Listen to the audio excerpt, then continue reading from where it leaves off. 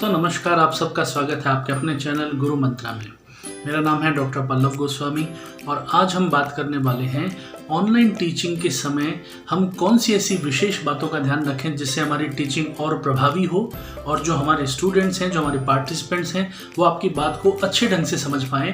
क्योंकि हम सभी जानते हैं कि ऑनलाइन टीचिंग में जो डिस्टेंस रहता है between the speaker and listeners, वो डिस्टेंस काफ़ी ज़्यादा रहता है और हम टेक्नोलॉजी के माध्यम से जुड़े रहते हैं। तो कहीं ना कहीं जो लर्निंग गैप है वो क्रिएट हो जाता है। तो किस तरह से इस लर्निंग गैप को कम किया जाए, आज हमारा वीडियो उसी बारे में है। तो चलिए शुरू करते हैं आज के वीडियो को। बने रहिए चैनल में, लाइक और सब्सक्राइब करिए और चैनल को आगे प्रमोट करिए। दोस्तों, ऑनलाइन टीचिंग के लिए सबसे महत्वपूर्ण जो है वो है आपके लिए कुछ इक्विपमेंट्स का होना, जिसमें एक लैपटॉप, एक आपका माइक्रोफोन, एक अच्छा कैमरा और शायद एक हो सके तो ट्राइपॉड भी आप अपने पास अरेंज करें। ये बेसिक चीज़ें आपके पास हों और एक अच्छा इंटरफेस जिसको हम कोई सॉफ्टवेयर भी बोल सकते हैं। अगर ये बेसिक चीज़ें आपके पास है तो आप अच्छे ढंग से टीचिंग कर सकते हैं। इन सब का डिटेल्ड वीडियो मैंने शेयर किया था, उसका मैं लिंक डिस्क्रिप्शन में दे दूंगा, आप उसे रेफ़र कर सकते हैं और जो भी चीज़ें हमने उसमें डिस्कस की आप उनको अपने साथ अरेंज कर सकते हैं और अपनी टीचिंग को प्रभावी बना सकते हैं। दोस्तों, दूसरा महत्वपूर्ण बिंदु है कि हमें अपनी वॉइस क्वालिटी का ध्यान रखना है। छोटा सा माइक्रोफोन हम यूज़ कर सकते हैं ताकि हमारी वॉइस क्वालिटी बेहतर हो पाए। और सबसे इम्पोर्टेंट वॉइस क्वालिटी के अलावा वो है हमारी रेट ऑफ स्पीच। यदि सामान्य रूप से जिस गति से आप पढ़ाते हैं, अगर आप उसी गति से ऑनलाइन टीचिंग में भी पढ़ा रहे हैं तो हो सकता है लर्निंग गैप क्रिएट हो और आपकी बात पूरे ढंग से समझ में ना आए। क्योंकि जो सामने पार्टिसिपेंट बैठे हैं उनके कानों में भी ईयरफोन लगे हुए हैं या वो स्पीकर्स की सहायता से यूज़ कर रहे हैं और कहीं ना कहीं डिस्टेंस का माहौल है, टेक्नोलॉजी के कुछ अपनी लिमिटेशंस हैं। तो अगर आपकी बात कुछ कम शब्दों में होगी और रेट ऑफ स्पीच आपकी कम होगी, बोलने की जो गति है वो कम होगी, तो आपका बोलना ज़्यादा प्रभावी होगा और आपकी बात को अच्छे ढंग से आपके पार्टिसिपेंट समझ पाएंगे। दूसरा सबसे महत्वपूर्ण है दोस्तों कि जो आप पीपीटीज बना रहे हैं, अपने पावर पॉइंट प्रेजेंटेशन बना रहे हैं, क्योंकि आप जब ऑनलाइन टीचिंग करते हैं तो आपको कुछ चीज़ें स्क्रीन में शो करनी होती हैं, तो वो पीपीटीज आपकी बुलेट पॉइंट्स पर बनी होनी चाहिए। बहुत ज़्यादा अगर आप उसमें मटेरियल डाल देंगे तो शायद रीड करना पॉसिबल नहीं होगा, क्योंकि ये भी सच है कि काफ़ी सारे पार्टिसिपेंट आजकल मोबाइल फ़ोन्स के थ्रू लेक्चर्स को अटेंड करते हैं। सभी पार्टिसिपेंट्स के पास लैपटॉप की उस सुविधा नहीं हो सकती या हो सकता है वो उस समय लैपटॉप को एक्सेस ना कर पाए। तो ऐसी केसेस में मैक्सिमम लोग जब मोबाइल फ़ोन से अपने टीचिंग को यूज़ कर रहे हैं या रीड कर रहे हैं तो उनके लिए बहुत ज़्यादा चीज़ें पढ़ना छोटी सी स्क्रीन में पॉसिबल नहीं होता। क्योंकि जब आप कोई इंटरफेस या कोई सॉफ्टवेयर यूज़ करते हैं तो आधी स्क्रीन ही उसके लिए विजिबल होती है जहाँ पर पीपीटी या डिस्प्ले होता है। तो कोशिश करिए कि आपकी पीपीटीज कम शब्दों में हों और पिक्टोरियल ज़्यादा हो, उसमें पिक्चर्स का, फ्लो चार्ट्स का, डायग्राम्स का। महत्वपूर्ण बात है दोस्तों कि जब भी हम कहीं ऑनलाइन टीचिंग कर रहे होते हैं तो ये मान के चलिए कि सभी लोग बहुत 100% अटेंशन से आपकी बात नहीं सुन रहे होते और लोग अपने कुछ दूसरे कार्यों में भी बिजी हो जाते हैं। जब उनके पास एक मोबिलिटी की फैसिलिटी होती है मोबाइल के थ्रू, वो उस मोबाइल को लेके कहीं भी मूव कर सकते हैं। तो ज़्यादातर ये भी एक्सपीरियंस किया गया है कि जितने भी पार्टिसिपेंट्स हैं वो कानों में ईयरफोन लगाकर अपने दूसरे काम भी साथ साथ करते रहते हैं। तो आप अपनी लर्निंग को इंश्योर करने के लिए कैमरा ऑन करने का एक ऑप्शन सबके साथ शेयर कर सकते हैं कि सभी पार्टिसिपेंट्स को कंपलसरी कैमरा अपना ऑन रखना है ताकि अटेंटिवली वो आपकी बात को सुन पाएँ और आपके मैसेज को अंडरस्टैंड कर पाएँ।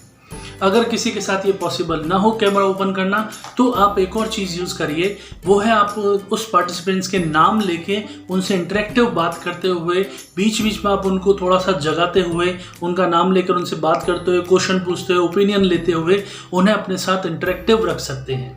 ये बहुत महत्वपूर्ण है। जब तक आपके पार्टिसिपेंट्स आपके साथ अलाइंड नहीं रहेंगे आपकी लर्निंग प्रभावशाली या टीचिंग इफेक्टिव नहीं हो सकती। इस बात का हमें विशेष ध्यान रखना होगा। इसी के साथ साथ जो प्रेजेंटेशन हमने अपनी पावर पॉइंट में शो की है, जो वर्ड्स हमने उसमें लिखे हैं, ज़्यादातर प्रेजेंटेशन करने वाले उन पावर पॉइंट स्लाइड्स को रीड करना शुरू कर देते हैं।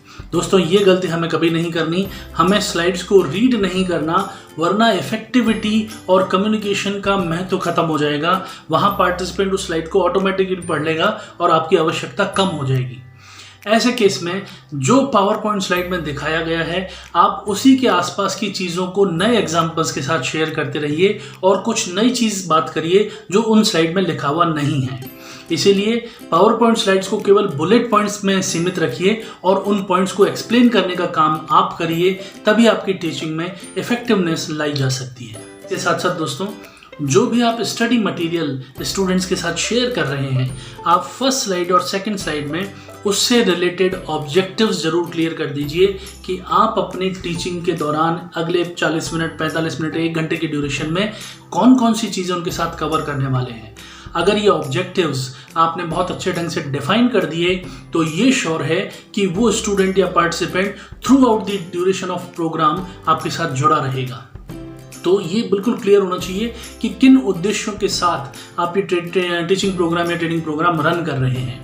तो ये महत्वपूर्ण रूप से आप इसको डिफाइन कर दीजिए और कोशिश करिए कि आपके सारे ऑब्जेक्टिव्स उस टीचिंग के दौरान कवर हो जाएं जो आपने टाइम ड्यूरेशन चूज किया है।